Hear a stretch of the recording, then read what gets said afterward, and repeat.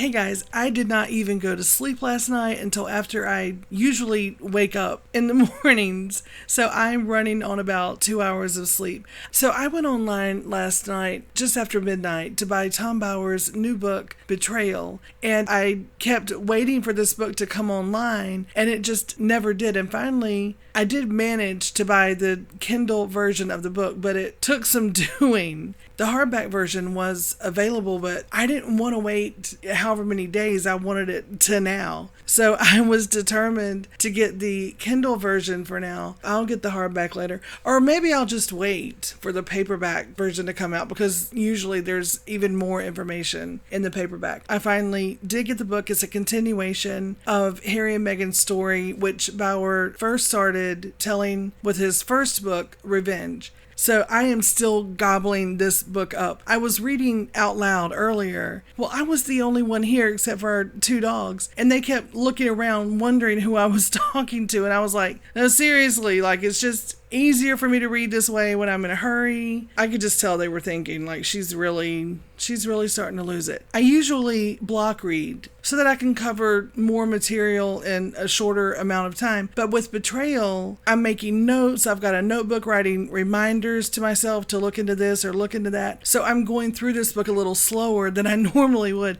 And believe me, I'm having to make myself do it because it really is a page turner. So I do want to be able to make notes as I go through.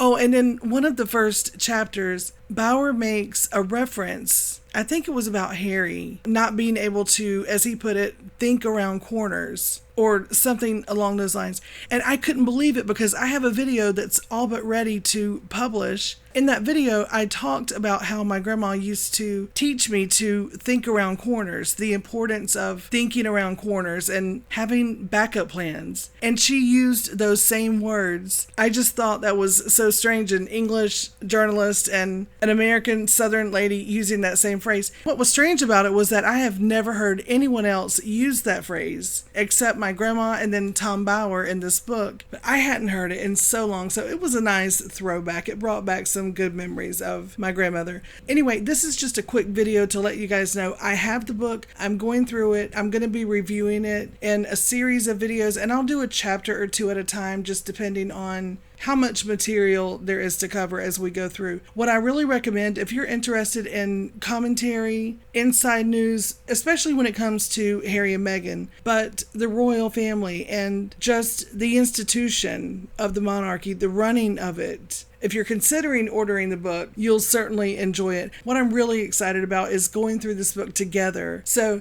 I'm going to get back to work on this, but I will see you all back here. We'll get started here in just a couple of days. I do have that other video that I'm going to publish about Netflix divesting from As Ever, about the Variety article, about Ted Sarandos unfollowing Meghan on Instagram. So many people think Meghan is just devastated. So I did a quick video to explain why, no, she is not devastated. I would certainly be devastated if it were me. You might be devastated if you were in that situation, but there's a reason why Meghan is not. And it's just a chance to understand, not just Meghan, but maybe someone in your own life, someone that you are having to deal with on a daily basis. So I'm going to go through that timeline in the next video, and then we'll pick up with the book. Okay, guys, I'll meet you back here so we can discuss the book. I am so looking forward to this. And as always, thank you for spending a little of your time with me today. I appreciate it so much. And until next time, take care.